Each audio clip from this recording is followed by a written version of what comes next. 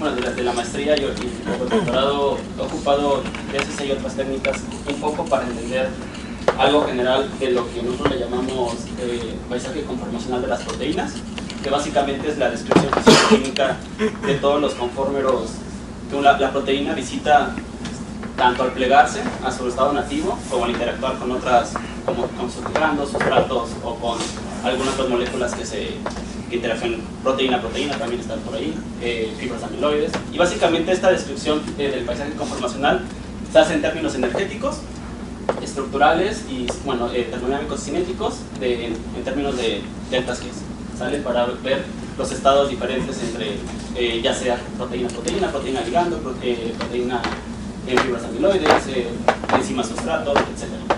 Entonces básicamente yo he ocupado las calorimetrías y en especial para estudiar un poco el paisaje conformacional de proteínas de una topología especial, entonces voy a explicar un poco de eso. Pero básicamente entender el paisaje conformacional de las proteínas nos ha ayudado a una de las metas es entender lo que sucede en el plegamiento de proteínas. Actualmente, a pesar de que conocemos en teoría bastante del plegamiento de proteínas, aún somos incapaces de predecir la estructura tridimensional a partir de una secuencia lineal. Se ha hecho para proteínas pequeñas, por ejemplo para la bilina, ya se puede simular básicamente cómo se pliega. El fantasma está la estructura tridimensional y es una simulación de dinámica molecular que básicamente ocupa cierto campo de fuerza para átomos y pueden ver que hemos podido llegar para proteínas muy pequeñas a poder describir básicamente cómo sucede este proceso. ¿Cuántos aminoácidos tienes? Esa tiene 42, algo así. Para cosas pequeñas ha funcionado, pero uno de los retos es entender este paisaje conformacional mediante ciertas ecuaciones y mediante termodinámica que pueda describir este proceso y que lo pueda hacer in situ. También estudiar la estabilidad y el plegamiento de las proteínas, que es como les decía, es una descripción de TAG, nos puede ayudar a un poco a entender tanto la estructura, función, evolución, plegamiento, entender las enfermedades causadas por plegamiento anómalo y enfermedades degenerativas, y una parte en la que también estamos interesados nosotros en los últimos años, el diseño de proteínas. Los grandes acercamientos que se han hecho para estudiar esto pueden ser ya sea temperatura constante o temperatura variable. En temperatura constante pueden ocupar agentes neutralizantes como la urea, cloruro vanilíneo, pH, presión, a una temperatura constante, y de aquí obtienes unos valores de delta G que también puedes obtener utilizando experimentos con temperatura variable, en la cual la calorimetría diferencial de barrido es básicamente la técnica para estudiar esto. Algo interesante de esto es que valores o experimentos o datos obtenidos de una técnica pueden ser, son complementarios con las otras. Por ejemplo, tenemos valores de delta G obtenidos a temperatura constante por ejemplo, experimentos de urea seguidos por dicloísmo. Pueden ser ubicados básicamente en una curva de estabilidad que es como el resultado final de un experimento de calorimetría diferencial de barrido. Pueden ser ubicados estos valores dentro de la curva. Entonces, al final, estas técnicas son complementarias y lo padre de esto es que se puedan llegar a hacer esos trabajos de complementar y que los datos, porque al final estamos estudiando el mismo proceso, que los datos de una y otra nos puedan describir el mismo proceso. Sobre lo que estas tres diapositivas va un poco en respuesta a lo que Luis Pablo preguntó ayer de qué tanto es común o no la reversibilidad en las proteínas. Por ejemplo, este es imagínense esta cajita de todo lo que se ha estudiado del proteoma de E. coli. En puntitos verdes son las proteínas que se han estudiado, cualquier cosa que se ha estudiado de esas proteínas, o sea, además de su secuencia obviamente, ya sea unión, algún dato de estabilidad o enzima sustrato, proteína ligando, etcétera. Pero podemos ver que básicamente se ha hecho para proteínas pequeñas. Es una de las, todos los estudios se ha hecho para proteínas pequeñas y principalmente monoméricas.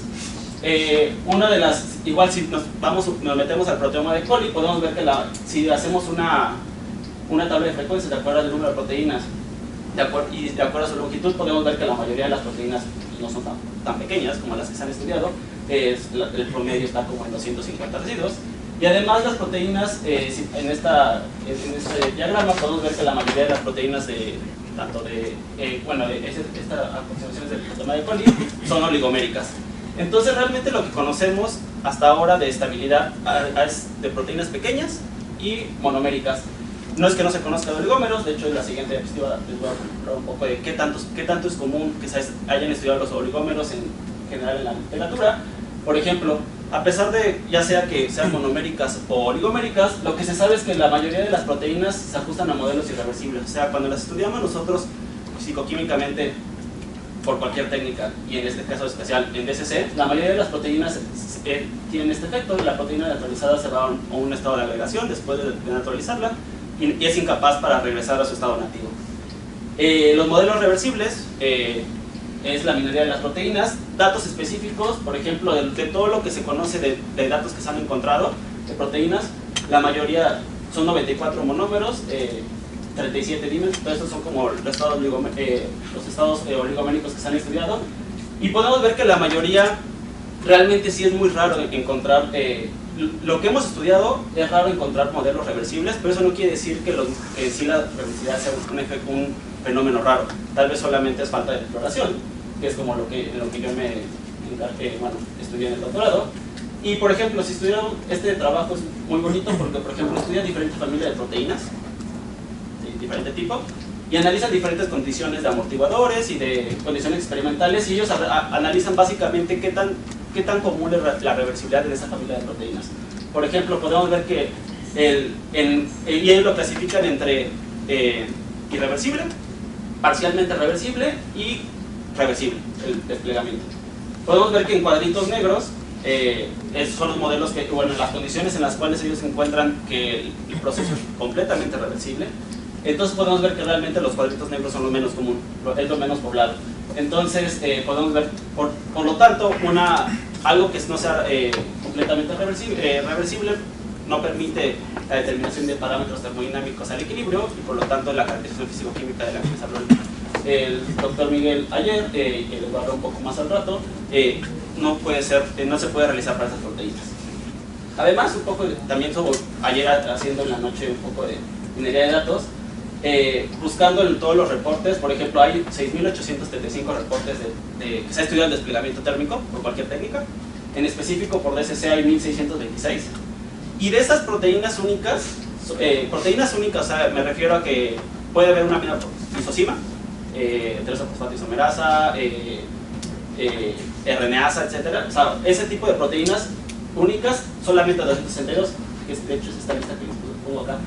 Las 262 proteínas que se han estudiado por DSC únicas están acá, y de esas pueden ver que de todos los reportes de 1626 solamente esta cantidad ha sido modelos reversibles. O sea, realmente es menos del 10% de lo que es, de todos los datos que se han estudiado, modelos reversibles en los cuales se han obtenido parámetros termodinámicos. ¿Sale? Entonces, bueno, esto era un poco de introducción y un poco para responder a lo que había preguntado Pablo ayer, de qué tan común era la reversibilidad o no.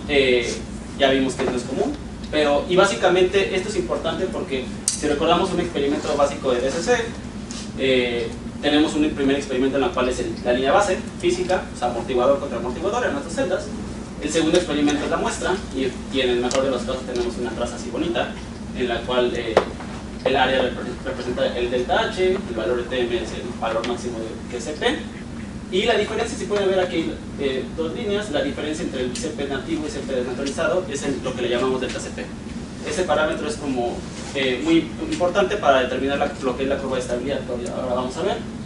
Y de este experimento, el análisis que consiste básicamente es si el desplegamiento fue reversible. Por ejemplo, aquí pueden ver dos trazos, azul y roja, que casi se superponen, el área casi es la misma, por lo tanto se puede considerar que el proceso es reversible. Como datos, lo que nosotros nos ponemos básicamente cuando decimos que es reversible o no, es del 90-95% que sea reversible, pero inclusive hay datos, reportes que desde el 82% reportan que es reversible. Entonces, bueno, pero básicamente arriba del 90% se puede considerar que es reversible el proceso de desplegamiento. Y podemos ver que el otro caso es que el proceso el desplegamiento térmico es irreversible. Es decir, tenemos la primera traza, enfriamos y volvemos a calentar y ya no tenemos una segunda endoterma. Pueden ver que las áreas no son comparables y por lo tanto se considera que el proceso es irreversible. Entonces, básicamente el tratamiento que se les da a los datos de DSC, a todos los datos que se obtienen en DSC, se hace en dos términos. En términos de reversibilidad, o sea, si el proceso de desplegamiento fue reversible o no. Y el segundo en términos del efecto de variar la velocidad de barrido. Esto se puede ver, por ejemplo, en este diagrama de flujo, que básicamente resume todo lo que vamos a ver en esta sesión y en la otra. Los tres procesos principales, por ejemplo, la primera pregunta que tienen que tener en su experimento, un experimento de C, es, ¿existe reversibilidad calorimétrica? Si existe, se va para esta parte, en la cual después se tienen que preguntar si hay un efecto de la velocidad de barrido, que son las dos preguntas básicas que uno se hace. Si no existe efecto de la TM con respecto a la velocidad de barrido, entonces se puede hacer un análisis termodinámico al equilibrio, y aquí el análisis termodinámico al equilibrio se divide en dos grandes grupos. En términos de que haya macroestados bien definidos, ¿a qué me refiero con esto? Que haya estado nativo y estado desnaturalizado claramente, o haya estado nativo, intermediarios, n número de intermediarios, o haya en términos de macroestados continuos, por ejemplo, lo que se le llama desplegamiento de tipo downhill, que en lo cual los estados no son claramente definidos, los macroestados no son definidos, sino son macroestados continuos, en la cual la proteína pasa de un estado nativo, desplegado y desplegado nativo. ¿Sale? Entonces, estos dos análisis termodinámicos, los que vamos a ver hoy, ya sean, hay procesos que son el más sencillo de dos estados, en el cual solamente tenemos una endoterma, o puede haber modelos en los cuales tenemos multiestados. Ese sería el caso 1 y 2. Y el otro caso, en el cual nos vamos a este lado, en el cual no existe la reversibilidad calorimétrica, o sea, nuestras tasas no encontramos que fueran reversibles. Y después, si nos preguntamos si hay un efecto de la velocidad de la TM con respecto a la velocidad de barrido, podemos encontrar, si encontramos un efecto que sí hay un efecto de la velocidad de barrido, entonces hay una distorsión cinética debido a la irreversibilidad. Y después, si se ajusta a un modelo de dos estados irreversible, entonces se pueden describir todos los parámetros, se pueden determinar los parámetros que describen la estabilidad cinética. Entonces, básicamente este algoritmo, diagrama de flujo, es uno de los como herramientas que te ayudan para decidir qué tratamiento darle a tus datos de DSC. Bueno, ya hay cosas más raras de si hay una distorsión cinética debido a procesos lentos de desplegamiento, y de ahí podrías calcular los tiempos de relajación. Ya son cosas muy específicas y como muy raras que se encuentran en proteínas, pero básicamente todos los datos que se describen y que se han descrito de DSC de proteínas, y que los más comunes que se pueden encontrar son básicamente estos tres, en el cual sea reversible de dos estados, reversible pero multiestados, o sea que tengamos varios picos en la endoterma, o irreversible, ¿sale? Entonces son los que vamos a estar viendo hoy. El procedimiento básico que se le da a todos los datos es, ahorita vamos a ver, que igual no podemos saltar mejor que podemos pasar al primer caso, en el cual es análisis termodinámico al equilibrio. El primero que vamos a ver es un modelo de dos estados simple. Entonces nos vamos a seguir por este camino, exactamente por este camino del algoritmo, solamente las dos, este camino hasta llegar a describir una descripción termodinámica de los parámetros físico-químicos que describen la estabilidad termodinámica de la proteína. Entonces, este primer ejemplo de análisis termodinámico con un modelo de dos estados simple, ya habíamos dicho que tiene que tener estos dos requisitos. Por ejemplo, que haya reversibilidad. Por ejemplo, aquí podemos ver que en este caso las dos trazas, la primera y la segunda, se superponen, o sea, hay reversibilidad. Y segundo, no hay una dependencia de la TM con respecto a la velocidad de barrido. Por ejemplo, si nosotros hacemos una endoterma, hacemos un experimento a 30 Kelvin por hora, y después hacemos otro experimento a 180 Kelvin por hora, podemos ver que básicamente no hay una dependencia de la velocidad de barrido. Por lo tanto, se puede dar este análisis. Estamos se puede dar un análisis termodinámico al equilibrio, y en este caso vamos a tratar con el protocolo básico de análisis, que es, como les había dicho el doctor Miguel, no hay una herramienta como Affinimeter para hacer todos estos datos, sino todos se hacen en Origin, y en el Origin con un módulo para DSC, para las ecuaciones de DSC. Una ventaja que tiene eso también es que tú mismo le puedes meter las ecuaciones que tú quieras al Origin. Tú podrías meterle, si tuvieras un modelo más, como en el caso que vamos a poner, el de modelo de dos estados irreversible, tú puedes cargar las ecuaciones al Origin y las cargas al módulo de DSC. O sea, no hay ninguna restricción en eso.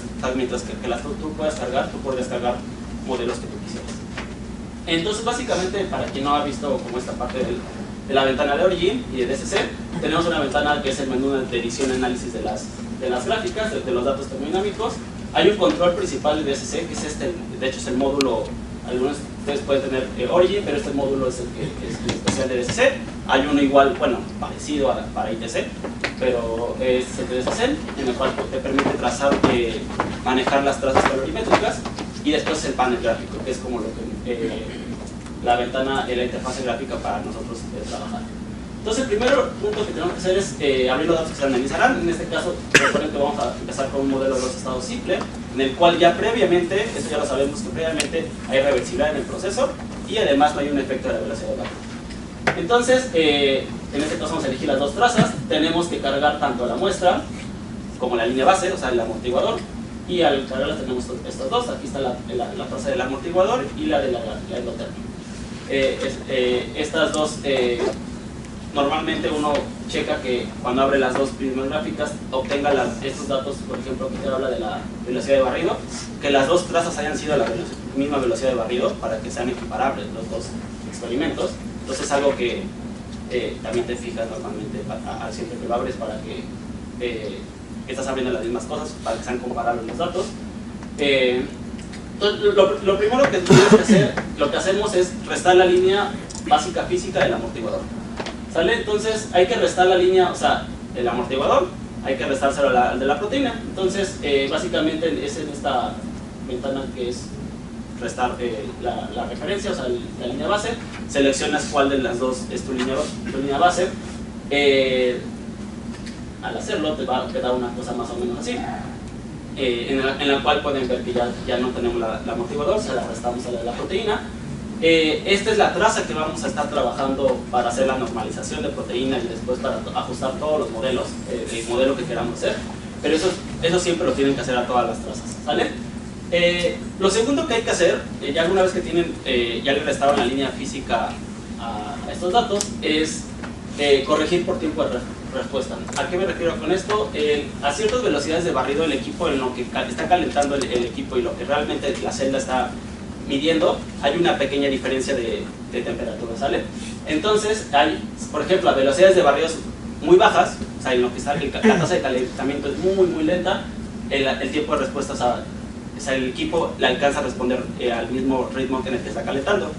A velocidades de barrido muy rápidas, por ejemplo, que estés calentando a 180 Kelvin por hora, la velocidad de barrido, o sea, que eso sería como 3 grados por minuto, la diferencia entre que estás calentando la tasa de calentamiento y lo que está en la celda, hay una diferencia mayor. Entonces, siempre se recomienda corregir por esto, por tiempo de respuesta, las trazas calorimétricas. Eso se hace con esta herramienta de Response Time. Hay dos trazas calorimétricas, la normal y la corregida. Puede ver que básicamente no ven un efecto porque a 60 grados por hora, pero por ejemplo vean que aquí a 30 grados, a 30 Kelvin por hora, las trazas básicamente son la misma, pero por ejemplo ya cuando hay 180, pueden ver que ya hay una diferencia de las trazas calorimétricas. O sea, ya hay una diferencia entre el tiempo de respuesta del equipo y lo que la traza calorimétrica. Entonces, para velocidades de barrido altas, es muy recomendable que se realice esto. Después, una vez que tenemos, bueno, aquí ya le quitamos, o sea, tenemos las dos trazas, hay que quitarle la otra para que trabajemos con la que ya se corrigió. Bueno, hay una manera para quitarlo. Después lo que sigue, ya que tenemos la traza corregida por tiempo de respuesta, es el paso previo para ya analizar cualquier modelo, que es normalizar por concentración de proteína. Esto es importante. Aquí en este panel de normalizar por concentración de proteína hay que introducir tanto la concentración de proteína en milimolar como el volumen de la celda. Normalmente tú cuando cargas tu endoterma, esta información del volumen de la celda calorimétrica tanto es propia del modelo del equipo, pero normalmente lo lee automáticamente, ¿sale? Entonces, por ejemplo, este es un experimento con 1.2, 1.1 de volumen de celda. Hay que meter la concentración de proteína en milimolar, y una vez que... ¿por qué es importante esto? Por ejemplo, aquí podemos ver que las unidades están en calorías por grado, pero nosotros, todos los parámetros termodinámicos los reportamos por calorías por grado mol, o sea, por mol de la proteína. Entonces, por ejemplo, cuando hacemos la normalización de proteína, ustedes pueden ver, por ejemplo, vean este cambio de unidades, esta era la traza previa en la cual estaba, que solamente hay calorías por grado, y vean que una vez que se hace la corrección por concentración de proteína ya tenemos bueno, en este caso kilocalorías por grado mol, ¿sale? Entonces hay una corrección ya se normalizaron las trazas calorimétricas por construcción de proteína, y a partir de esto, esta es la traza que se va a ocupar para ajustar el modelo que ustedes quieran. Todo este proceso que les he dicho se sigue para todas las trazas, sea independientemente del modelo que se vaya a ajustar. Todas las trazas, todos los experimentos de DCC tienen que seguir ese tratamiento. Entonces, en este caso, como vamos a ajustar un modelo de dos estados simple, hay que hacer algo especial, que es, hasta ahorita le hemos restado lo que se le llama la línea física. ¿Se acuerdan de la línea física del buffer? Básicamente, amortiguador en el experimento. Existe otra cosa que se llama línea base química, en la cual es unir la parte del CP nativo con el CP del desnaturalizado. Podemos ver que aquí está la recta que cuando ustedes hacen la línea base, tiene una recta que describe la proteína nativa y otra recta que describe el CP de la proteína desnaturalizada. Entonces, para este modelo hay que restarle esa línea química, ¿sale? Para que las trazas estén las dos en el mismo nivel. Hay varias formas de hacerlo. Por ejemplo, si tienen la línea tanto el nativo como la naturalizada, la pueden hacer como una conexión lineal, o sea, básicamente una línea, conecta esos dos puntos. Pueden hacerla por una conexión cúbica, es un polinomio que une estas dos, o una conexión a la mitad de la transición, o sea, siguen esta misma recta del nativo y al punto de donde está la TM se une con la otra línea del naturalizado. Entonces pueden hacer esas tres formas de unir la línea base. Yo en teoría no encuentras grandes diferencias. Sí, no hay como grandes diferencias de unir una con otra, ¿no? Normalmente la que yo ocupo comúnmente es la cúbica, porque la unión es como más suave, cómo se une la cúbica, pero básicamente no les va a cambiar los parámetros del área considerablemente se ocupan una u otra, ¿vale? En este caso yo ya uní con la línea cúbica y vean que ya ahora sí la traza ya está, las dos, el nativo y el naturalizado están como en el mismo nivel. Y básicamente a esta traza ya le podemos ajustar el modelo que queremos. En este caso es un modelo de dos estados simple. Esta es la ecuación que describe el modelo de dos estados simple. Solamente hay dos parámetros que se ajustan, que es el delta H y la TM. Entonces el CP con respecto a estos dos parámetros. En este caso, una vez que aquí todos los modelos que están precargados en este módulo están en esta parte de DCC, que son los tres modelos que básicamente son tres modelos, dos estados, un modelo multiestado o no dos estados, y un modelo de dos estados pero con disociación, o sea, oligómeros, cuando tienes proteínas oligoméricas y que se despliegan mediante dos estados, pero existe en el desplegamiento existe una disociación de los monómeros, ¿sale? Eso puede ser aplicado para un dímero, tetrámero, lo que quiera, ¿sale? Entonces vamos a ajustar un modelo de dos estados simple, en el cual nos pregunta el programa siempre cuántos números de picos. Aquí es claramente que hay un pico. Ahorita vamos a ver ejemplos cuando se ve claramente los picos o más picos. Hay un solo pico. Y los parámetros de ajuste, lo que ajusta el modelo, solamente ajusta una TM y un delta H, o sea, un punto máximo de la endoterma y un área bajo la curva que existe entre estas dos. Cuando le aplican esto, siempre normalmente les superpone las líneas rojas, son los modelos el ajuste al modelo a tus datos experimentales. Aquí lo tengo en línea, normalmente a mí me gusta ponerlo en símbolos, porque así esto lo ven en línea, pero normalmente los datos experimentales conviene ponerlo en símbolos para que vean si realmente el ajuste está pasando por tus datos experimentales. En este caso no hay ninguna complicación y después de ajustar los datos, que lo hacen con estos, es el panel de control del ajuste, pueden evaluar si el ajuste fue bueno. En este caso, a simple vista pueden ver que el ajuste es bueno, los datos tanto de los datos experimentales, que es la línea negra con la línea roja. El ajuste fue bueno y solamente te arroja el modelo, te arroja dos parámetros, TM y delta H. ¿Por qué no te arroja un delta CP? Bien.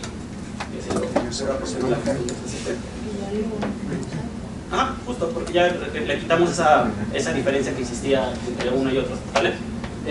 Realmente esto también funciona para el ajuste de dos estados.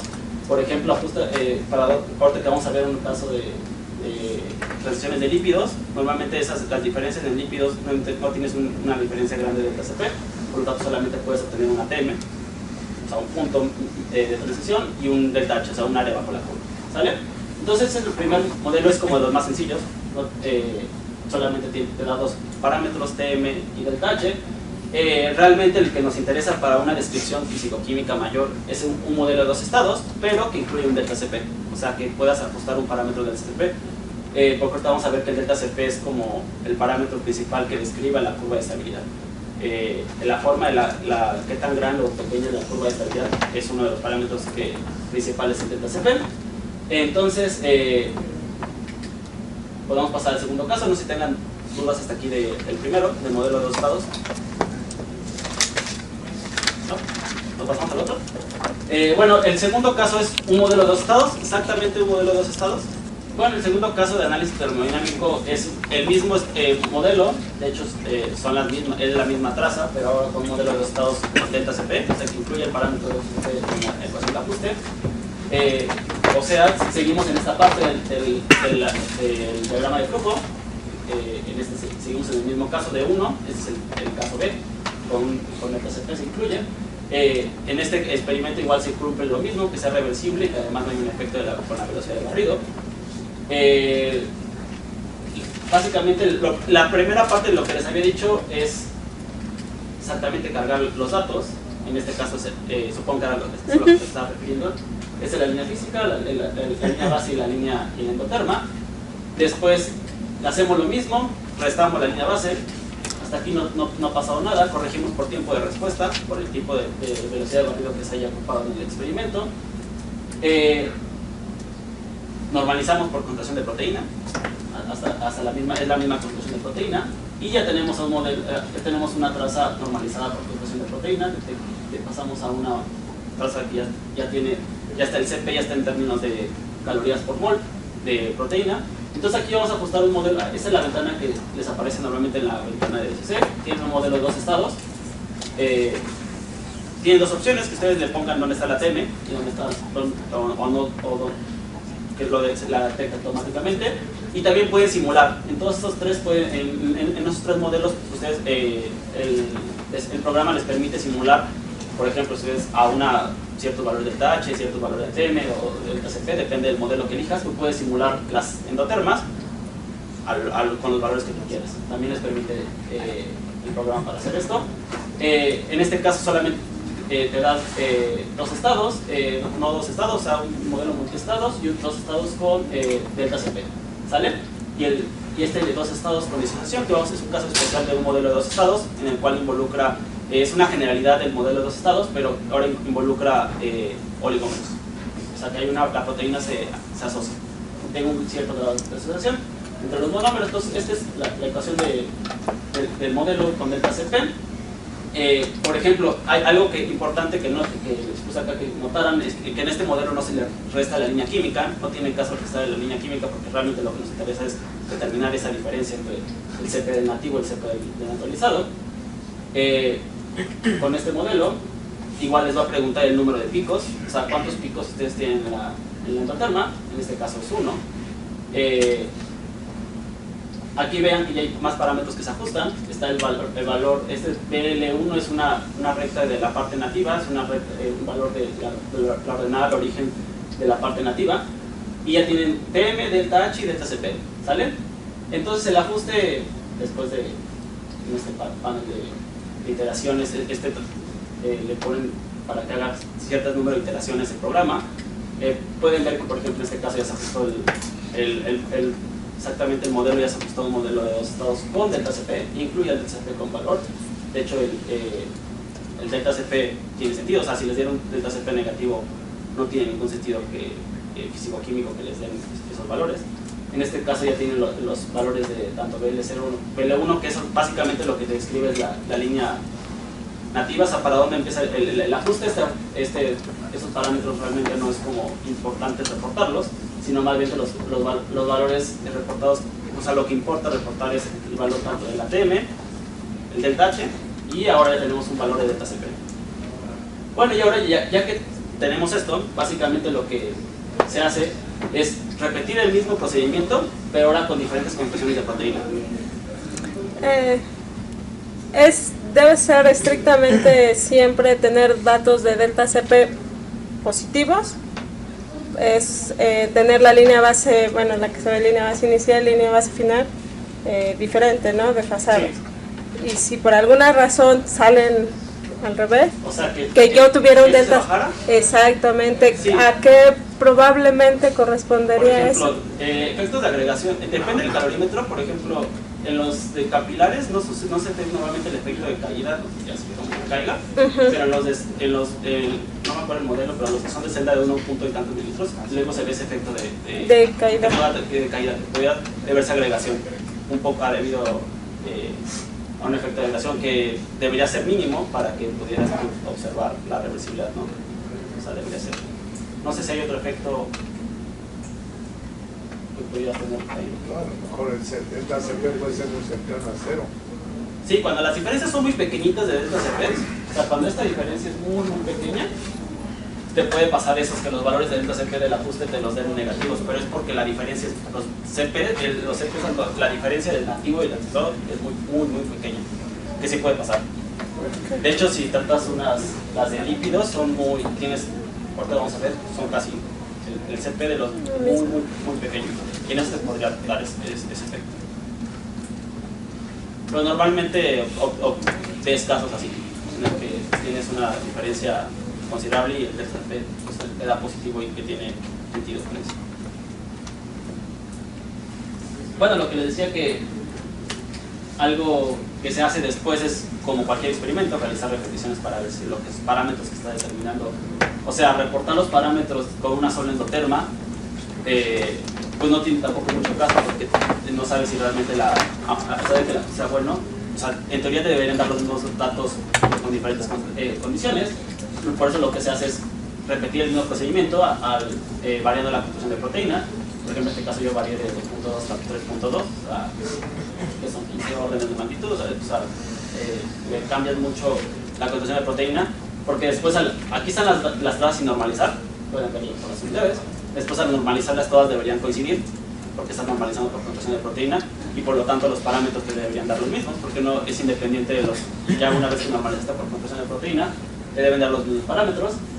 Y justo con esto, ya tienes TM, delta H y delta CP, tiene la descripción físico-química para hacer, que es el dato como más preciado que puedes llegar a obtener en esta parte de reversibilidad, es la curva de estabilidad.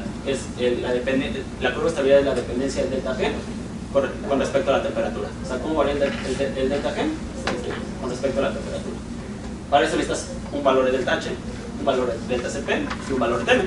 Entonces, que son justo los tres parámetros que tú llegas a determinar en el experimento, y de aquí ya te permite hacer muchísimas conclusiones de acuerdo a cuando ya comparas sistemas o proteínas o mutantes de tu proteína, que justo es cómo depende el delta G con respecto a la temperatura.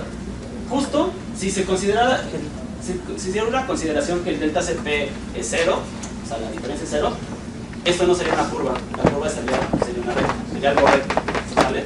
O sea, justo cuando este delta CP se considerara que fuera 0, que no es, en este caso tendrás una recta, porque solamente ve la dependencia del delta H y de la TM. O sea, la TM sería el delta G está 0, y tendrás solamente el delta H, ¿sale? Entonces, básicamente,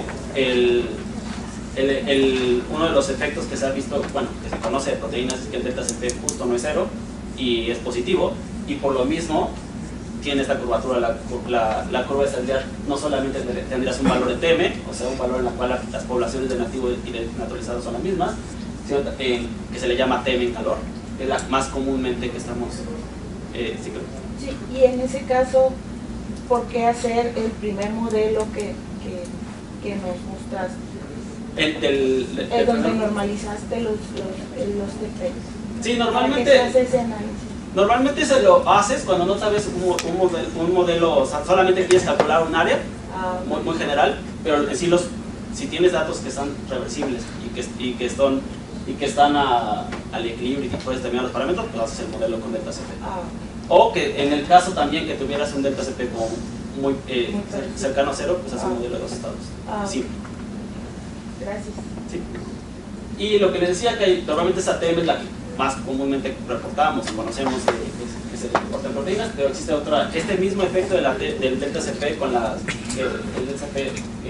delta G, cómo depende con la temperatura, te da una segunda ATM que se le llama la ATM en frío, que realmente es, no sé, ha de ser menos de 10 reportes, no, menos de 5 o algo así. Por ejemplo, Privalov reportó alguna de una proteína en frío, pero porque era toda la curva de estabilidad estaba movida para la derecha, porque las TMs de frío normalmente son bajo cero, entonces son condiciones experimentales no accesibles, pero es muy raro que se reporten estas TMs. De hecho son extrapolaciones y no tienen tampoco mucha relevancia reportarlas. A partir de estos curvas de estabilidad, lo que te permite también conocer es el máximo de estabilidad, que es importante para también mantener, para almacenar tu proteína o para trabajar tu proteína. También es bueno conocer ese dato de máxima estabilidad. Y además, no solo la ATM, sino también, por ejemplo, el efecto del delta H, que ahorita vamos, por ejemplo, si viéramos, bueno, antes de pasar ese, por ejemplo, de las transiciones de lípidos, pueden ver que aquí básicamente el delta CP de una con otra es cero. Hay unas, así como hay una alternativa para, por ejemplo, cuando nosotros somos incapaces de determinar el delta CP de cierta proteína, una de las alternativas es irte a unas tablas de parametrizaciones, o sea, lo que hizo Privalov, Makahatse y todo eso, lo que hicieron fue cómo cambiaba el CP, o sea, la capacidad calorífica de los aminoácidos, o sea, individuales, cada uno de los 20 aminoácidos, de cambiarlos de un medio polar a no polar, no polar a polar, ¿sale? Ese cambio de capacidad calorífica ellos midieron para cada aminoácido. Y lo que tú haces básicamente cuando tienes una proteína, de acuerdo a tu secuencia, sabes qué aminoácidos y realizas la suma de estas contribuciones. Eso partiendo la idea, de hecho, los raros que te dé, porque normalmente el concepto de aditividad en estos casos de proteínas no sucede. O sea, eso implicaría, por ejemplo, que toda tu proteína cuando la despliegas, todas se ponen en la línea y se exponen todos los residuos en la misma forma que se expusieron individualmente, que no sucede. De hecho, es común que pase eso, que tú cuando comparas el delta CP experimental con el delta CP teórico, por así decirlo, de parametrizaciones, no te dé, o sea, no coincida. Hay casos en los que sí hay casos, pero normalmente este efecto de aditividad no sucede. ¿Sale? Entonces, pero bueno, pues cuando no puedes obtenerlo, también hay muchas parametrizaciones. Hay tablas por residuo, por número de aminoácidos, lo que han hecho en los trabajos de los 90s, lo que hicieron, bueno, si ya conocemos de muchas proteínas el CP de acuerdo de proteínas de diferente tamaño, pues hacemos correlaciones, ponemos tamaño de proteína contra un CP, y lo que hacen, ven que medianamente correlacionan, su R cuadrada, hay varias que relaciones, pues está como en 0.9, 0.95, más o menos correlación. Entonces a veces conviene, también puedes, ya tienes tu dato experimental, puedes compararlo con las parametrizaciones también por número de residuos, por composición aminosídica, por proteínas del mismo dominio. Hay todas esas parametrizaciones que se fueron hechas, esas tablas ya están establecidas. Y justo, por ejemplo, una de las para lípidos ocupan parametrizaciones, ayer ya en la noche yo no encontré la tabla, pero existen parametrizaciones para CPs de lípidos, imagino que no para muchos, pero para algunos, me acuerdo de una tabla de un artículo que era para 3 tipos de lípidos, en la cual a diferentes temperaturas ven el CP, el cambio de CP, que se podría ocupar para parametrizaciones. ¿Que es más complicado? Sí, porque no sabes la cantidad de composición y las relaciones de uno y otro, pero se podrían ocupar. Justo, por ejemplo, hay ayer me encontré con de la dependencia del delta G con respecto a la temperatura para ciertos tipos de liposomas. De hecho se ve esto lineal. ¿Por qué se ve lineal? Porque el CP lo consideran como cero. Entonces de hecho se ve la diferencia lineal del delta G con respecto a la temperatura. Es lo que se puede normalmente ver por la diferencia que el delta CP en estos casos es cero, casi, o muy cercano a cero. ¿Sale? Pero para gente que tenga estos datos, creo que alguien, no sé, no había preguntado ayer, creo que tú lo habías preguntado. Sí, pero entonces no aplica justamente para los... Si no tienes un valor de delta CP para calcular el delta G, supongo que era por eso Sí, que tú exactamente. considerabas 0. Sí, porque no puedo directamente calcular delta G ni delta S, si nada más tengo el delta H que a mí me da. O sea, yo ocupo el primer ejemplo que tengo. Ajá, el de dos estados, sí, que tienes un delta H nada más. Sí, exacto. Y un valor de transición. Exacto. En esos casos, pues si no tiene ningún, si no tienes una diferencia del CP, no puedes calcular el delta G, por ejemplo. Y por ejemplo tendrás que recurrir a una parametrización o considerar delta G 0, que supongo que eso solamente es cuando estás en la transición. Eso es justo en la transición de... Sí, Nada más, para eso sería válido, ¿no? Sería válido nada más cuando estás justo en la transición, porque es con el delta G vale 0. gracias. Bueno, y regresando un poco en el caso de que sí puedas tener como los datos, vas a obtener los datos. Por ejemplo, les muestro los datos de una proteína con la que yo trabajé, tales proteínas filatosa-fosfato son las algunas bacterias. En este caso encontramos que era reversible, y además era robustamente reversible. O sea, su TM de esta proteína está como en 45, pero si tú calientas hasta 90 y regresas, y vuelves a calentar 90 y regresas, y vuelves a calentar 90, lo hicimos 3 veces y sigue teniendo la misma tasa calorimétrica. Entonces, era robustamente reversible. De hecho, no sé qué tan raro sea, pero normalmente lo que haces es que tú nada más calientas y te paras acá y regresas, porque no te conviene calentarla a 30 grados más.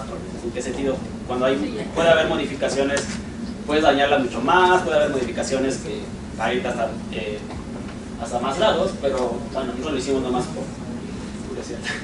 Bueno, creo que ni siquiera fue por eso.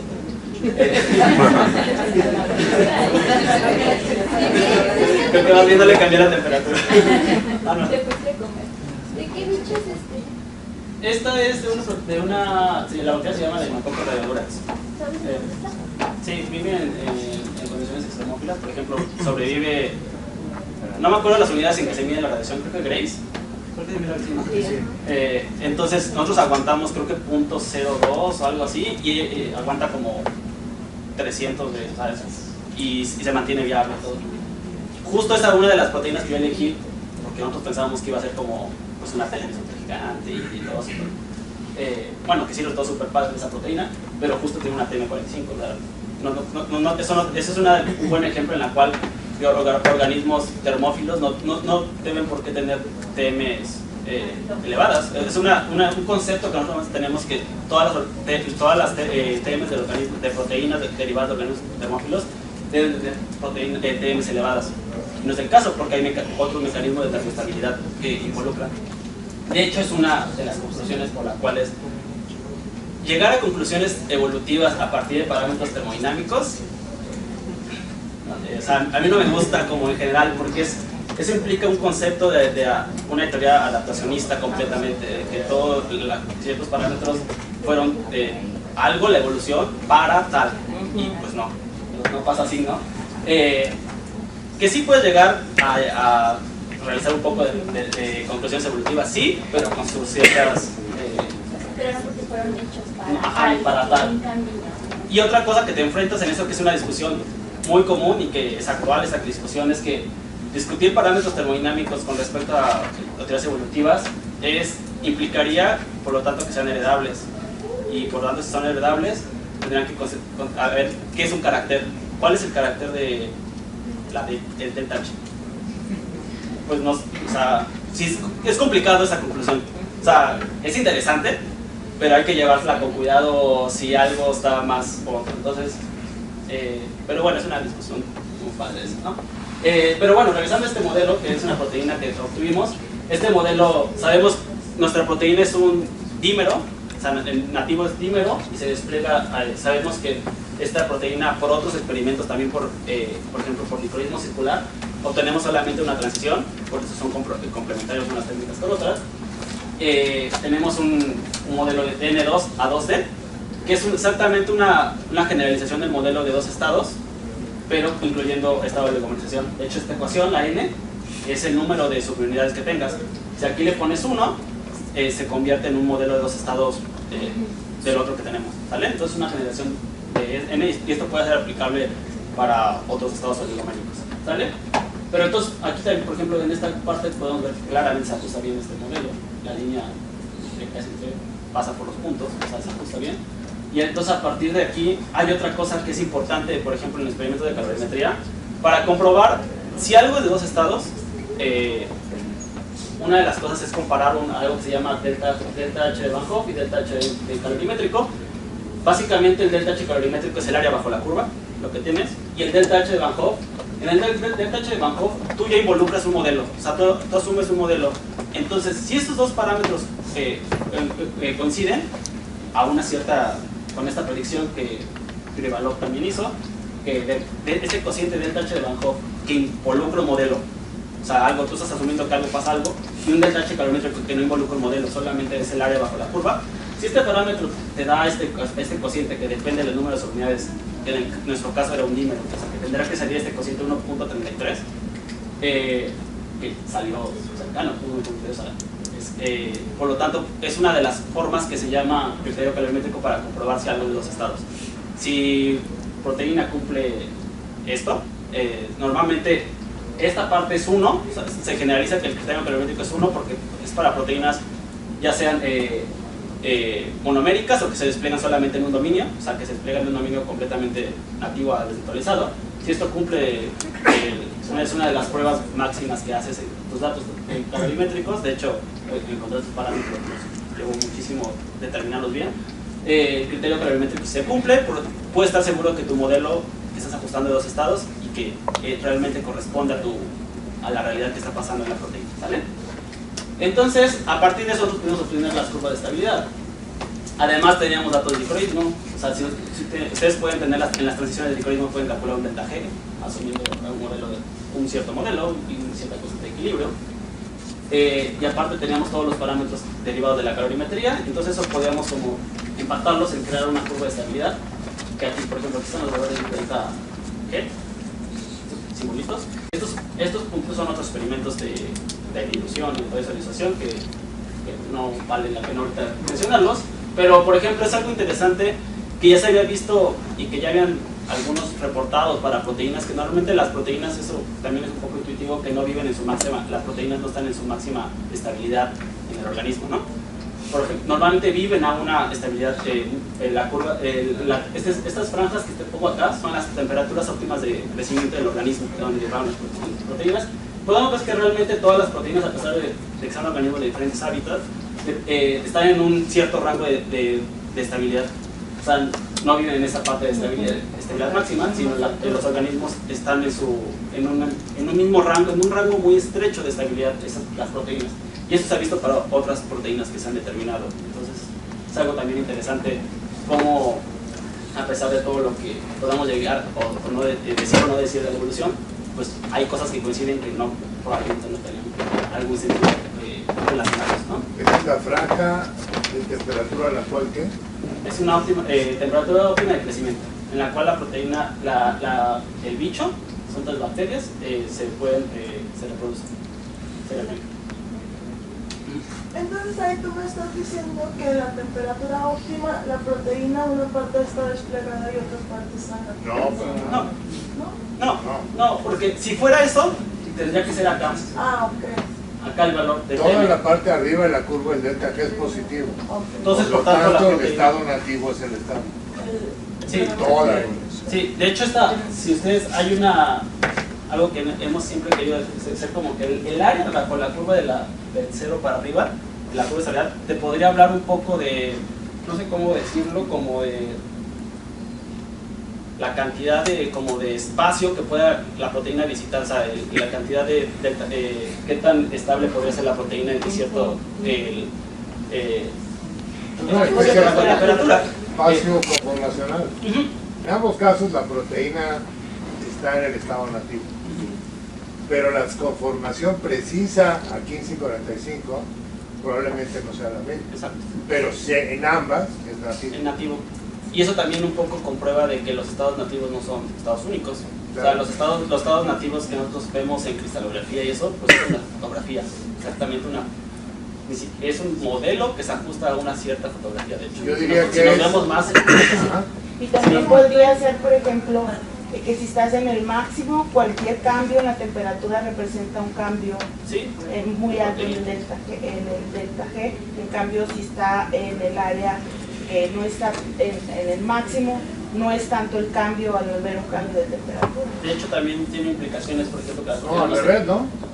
Lejos del máximo la pendiente es más grande. En el máximo la pendiente es chiquita. acá es Entonces en el máximo puedes variar 5 grados y casi no cambia. En cambio acá abajo, Acá, a la ya está. izquierda, de hecho es justo Bastaría cuando mucho más. en la parte de la curva que estás. es al revés. Y algo también interesante es de que igual se sabe que la función de proteínas y todo eso no están como no están en su máxima estabilidad las proteínas, porque le permite tener cierta flexibilidad para realizar lo que realicen. Y algo interesante, por ejemplo, que se puede generalizar de esto, que se ha generalizado, es, por ejemplo, si realmente eso es una de las preguntas que tenemos nosotros, es que si lo entendemos, si realmente lo entendemos, lo podemos modificar. Y lo podemos, si realmente entendemos el proceso, lo podríamos modificar. Entonces, uno de nuestros objetivos, y que es como lo que hemos llevado, bueno, desde Alejandro, que es mi asesor, muchísimos años, cómo modular esta curva de estabilidad a, por así como decirlo, a placer. Cómo modular esto, porque además tiene implicaciones de máxima estabilidad para proteínas, para estabilizar una proteína, con ciertos fines, o etcétera. Entonces, por ejemplo, ¿se ha visto? Si no nos tomamos vean esta curva, la curva base. Si nosotros solamente le hacemos un cambio de TM, solamente la curva se hace para allá. O sea, no hay un cambio, solamente un cambio de TM, no hay un cambio de delta CP ni de delta H. Por ejemplo, si nosotros cambiamos, disminuimos el delta CP, que es la que está, la D, la que tiene la chévere, solamente hacemos la curva que se haga más ancha, como más estrecha, pero sin cambiar el máximo de estabilidad. Y ya si hacemos una mezcla de las dos, que normalmente lo que pasa es, ya podemos estar cambiando la estabilidad, tanto cuando al cambiar el delta H, pues cambias el área bajo la curva, esta curva de estabilidad. Entonces, por ejemplo, algo interesante es cómo, y que de hecho es lo que nos hemos enfocado, es cómo esto se cambia, por ejemplo, comparación de distintas proteínas, por ejemplo, ribonucleasa y lisosina, cómo ha cambiado ese comportamiento. Después, cómo una misma proteína, haciendo mutaciones, puedes cambiar esto. Después, cómo comparar la misma proteína que es con diferentes especies, que es lo que yo hice, o sea, diferentes derivadas de diferentes organismos. Y la otra es hacer cómo cambia esta proteína, esta curva de estabilidad, de acuerdo con la evolución dirigida o reconstrucción de proteínas ancestrales, que también en el laboratorio hace un poco de eso. Entonces, y de hecho le agregaría una, bueno, esta dentro de esta, es como el diseño de proteínas, o sea, a nosotros lo que nos interesa de estar modulando esta curva de estabilidad, y que es todo lo que DSC te puede dejar de los experimentos de C, es como nosotros en los diseños que nosotros hacemos, diseño de proteínas, cómo puede hacer racionalmente el diseño para estar cambiando las ciertas propiedades físico-químicas que tú quieras.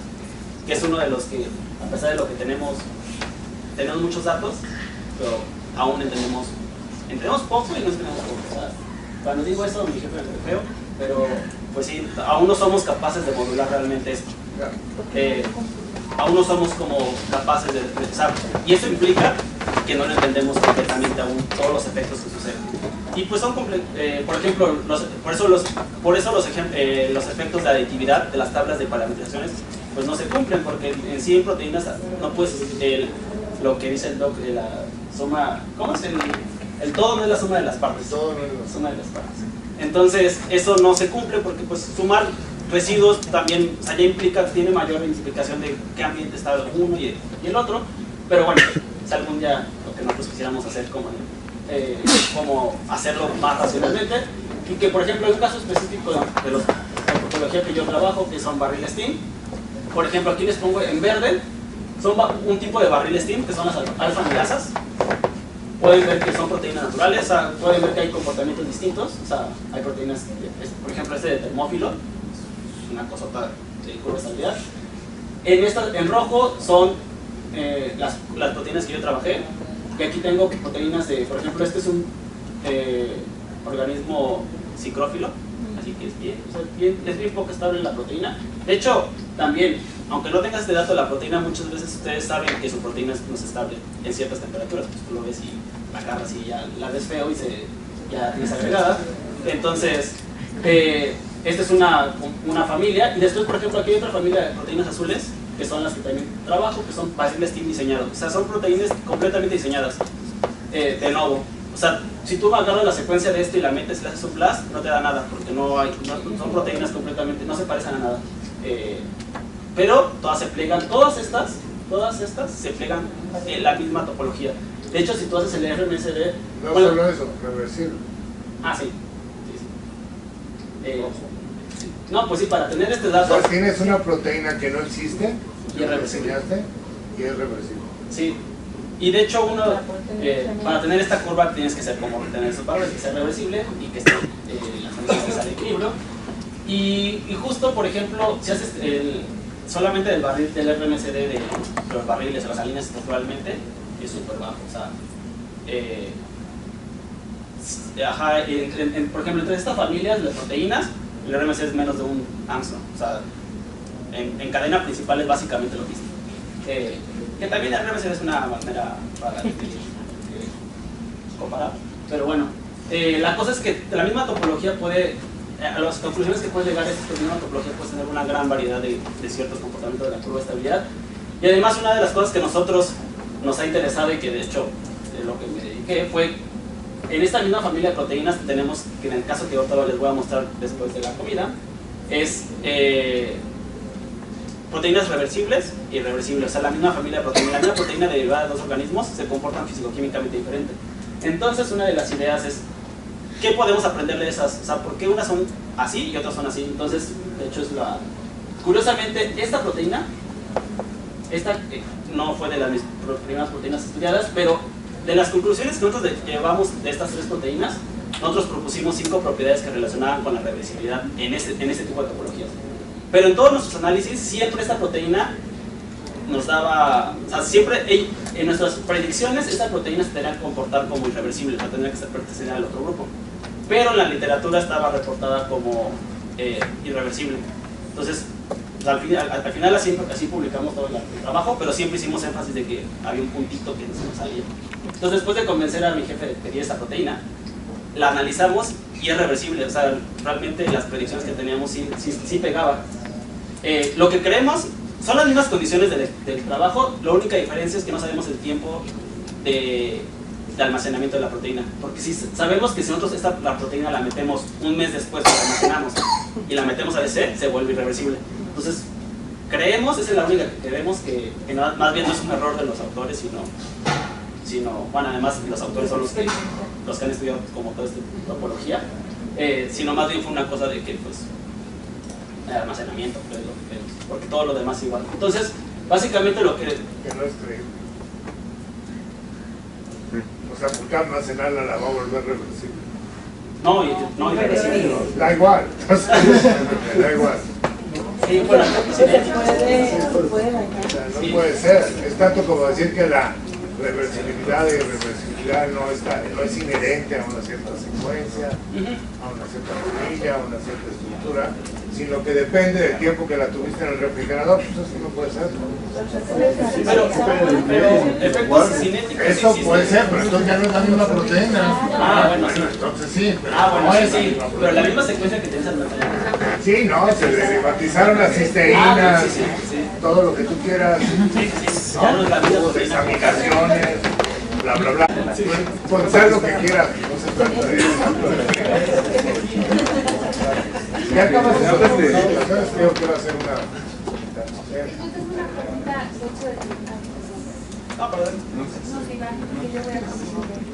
bueno, te iba a preguntar, todo esto lo que hablas de la estabilidad, el delta G que calculas, ¿solo se refiere a la estabilidad térmica o sí, también lo puedes estar? A la estabilidad termodinámica. Y no lo calcula, lo mide. Sí, lo mides como tal. Pero es todo experimento. Es que ahí son rayas, pero eso está medido. Sí, bueno, no es una predicción como tal, no es como, sino son datos experimentales. O sea, deberías mostrar eso con puntitos para que la gente no piense que eso es producto de un modelo. No, eso es experimento. Eso que está en la pantalla es experimento. Bueno, esa es mi pregunta de tu anterior. dices, ¿cómo puedes cambiar la estabilidad de una proteína? Pero no mencionas si hay una interacción con un ligando o interacción entre las proteínas que son también podría ser. Sí, claro. Sí, podrías poner el ligando. Puedes ver cómo cambia la estabilidad. De acuerdo a cierto. Con un ligando o con interacción con otra. O, de hecho, hay pocos trabajos, pero sí hay como de en crowding. O sea, cosas que es cómo cambia la estabilidad de acuerdo cuando está rodeada la proteína de otras cosas. Las que sean. O tiene un ambiente muy diferente. La del glutoplasma o está asociada a una proteína. Sí. Entonces también podrías jugar con esa variable, ¿no? Sí. Puedo hacer un comentario sobre esto. Hace como, ya no me acuerdo, pero como 10 años, con el doctor Gómez Puyú, hicimos un trabajo donde tomamos una proteína, la desnaturalizábamos como medida, quitábamos el desnaturalizante y luego la dejábamos regresar en presencia de otra. Y lo que encontramos en la dirección que tú dices es que la presencia de la otra proteína aumentaba la velocidad de plegamiento. Y no solo aumentaba la velocidad de plegamiento, sino el porcentaje de plegamiento. Y las dos proteínas no estaban relacionadas para nada, no tenían nada que ver una con otra. En otras palabras, en un ambiente celular está atascado de proteínas. Las proteínas se pueden comportar bien distinto a lo que está en la pantalla. ¿Sí me explicó? Entonces esa proteína se pliega en presencia de otra, que ni siquiera es su amiga, es otra familia. Donde tú quieras. Solo la presencia de la otra hacía que ésta se plegara más y más rápido. Entonces esto no hay que sacarlo de ese contexto, ¿no? Sí. De hecho, eso aplica para cualquier cosa. Claro, en la vida real, vamos a decir, donde esté esa proteína, en el organismo en el que esté, la situación puede ser diferente. Pero Puede ser así, pero también puede ser por ejemplo, los datos que, las conclusiones de varios trabajos que han hecho, por ejemplo, con Cosoluto, o sea, decir, como en un fraude más, con una que esté rodeado de cosas. De hecho, un trabajo padre que son 10 proteínas distintas y siguen una, porque tiene marcado fluorescencia, tiene un marcado fluorescente. Ven que en esos casos ven que la estabilidad sigue siendo la misma. O sea, lo que se altera, por ejemplo, son las constantes de velocidad. Eso sí, qué tan rápido se pliega o no se pliega la proteína, o al revés. Pero, por ejemplo, la estabilidad se ha visto que en esos casos es parecido, ¿sabes? Las conclusiones se pueden generalizar, pero claramente eso no, generalizarlo así es como muy peligroso, de hecho. Claro. Yo tenía un comentario, te puedes ir para atrás a esa. Es un comercial, porque creo que la mayoría de los asistentes al taller están mucho más familiarizados con ITC. Entonces el comercial es, yo hago espectroscopía con fluorescencia o historismo celular y lo que obtengo son los puntitos que están ahí a la derecha, eso, ¿vale? Entonces, y borro toda la curva. O sea, en pocas palabras, sé muy poco de la estabilidad, ¿de acuerdo? Con unos cuantos experimentos de DSC obtengo todas. Que debe coincidir con los experimentos espectroscópicos. Pero el mensaje es, hay un montón de información en el experimento de calorimetría que es solo una fracción de esa información puede ser vista en fluorescencia o inclusive puedes hacer el mismo experimento de DSC, pero con ligandos. O sea, claro. Una sola, de hecho ayer lo dijo el doctor Bill, con ligandos, y puedes tener las curvas de estabilidad de una con ligandos. O sea, ver qué tanto le... Y todo lo que necesitas es, bueno, que se cumplan las condiciones, que sea reversible y hacer el experimento a distintas concentraciones. Realmente es un experimento, por así decirlo, barato, si ya tienes el equipo. Nada más, es un pequeño detalle, pero... Y si tienes suficiente proteína, ¿no? Sí, también, pero por ejemplo... Vete para atrás. Pero por ejemplo, con 5 miligramos de proteína, o menos de 5, no, menos. 2 miligramos de proteína, 3 miligramos, puedes obtener todo. O sea, ya estarías seguro de tus parámetros. Una pregunta técnica y de mero desconocimiento. Un equipo de DSC de los que tienen cápsulas de acero inoxidable, ¿se puede hacer un tipo de este experimento con una proteína pura? Ya sabes la respuesta, yo sé. O sea, habla del DSC que está diseñado para ser sólido. Ajá, Bueno, hace como 25 años, Perkin Elmer, que era quien lo diseñaba, ajá, empezó a vender la idea de que también podía ser líquido. ajá, Y te vendió unas capsulitas que supuestamente tenían bien sellado. ajá. Puro cuento chino. Ah. Imposible. Yo lo intenté muchas veces y simplemente al calentar la cosita esta evaporaba todo, era irreproducible totalmente. No, la respuesta es no. Si el calorímetro está diseñado para medir sólidos, sale igual. Si quieres medir líquidos, olvídate. Tienes que tener un calorímetro diseñado para líquidos. Entonces la respuesta es no. Vas a perder tu tiempo miserablemente si lo intentas. Bueno, lo puedes perder como quieras. Pero yo lo hice con mis propias manos. Intentar medir CPs de líquidos en un calorímetro diseñado para sólidos. Porque aquí para todos los jóvenes, el DSC fue inventado para medir transiciones, lo que se llama la Glass Transition Temperature, en polímeros. O sea, los primeros DSCs que se inventaron y se vendieron eran y siguen siendo para el estado sólido. Es muchos años después que se puede hacer, se pueden hacer. Pero no vas a perder tu tiempo. Bueno, y también un poco sobre esta, con esa parte de o sea, algo que, por ejemplo, lo que sea, como en la ventana en la que tú te estás viendo alguna otra técnica espectroscópica, pues igual pierdes muchísima de esta información, sobre todo la que está. Entonces, estos experimentos de DSC no solo es porque lo promociones, sino también es como, te da mucha información para, por ejemplo, proteínas que, por ejemplo, en nuestro caso, los diseños que algún día nosotros queremos funcionalizarlos, pues en qué ambiente y en qué condiciones te sirven para trabajar esas cosas. Y inclusive ni siquiera ya lo podemos ver más en laboratorio, pues la misma proteína que tú estudias, en qué condiciones estudiarlas y trabajar. Entonces esa información te da muchísima, pues te da básicamente, pues te da la dependencia del beta G con la temperatura y por lo tanto te da toda la información de la estabilidad de la proteína en ciertas condiciones. Entonces creo que